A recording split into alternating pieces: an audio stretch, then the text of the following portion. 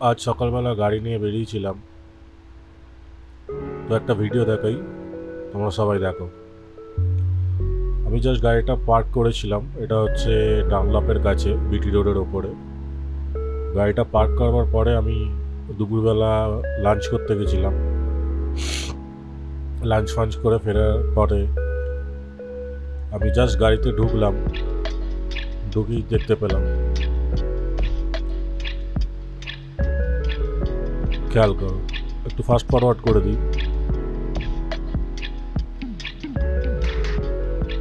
দেখো, খাবার জন্য মানুষ কত কিছু করতে পারে। আমার জীবনে দেখা প্রথম এই এক্সপিরিয়েন্স যে কোনো মানুষ ডাস্টবিন থেকেও খাবার তুলে খেতে পারে।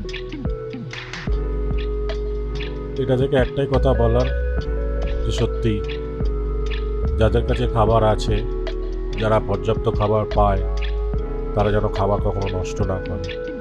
আমার এটুকুই বলার। Thank you.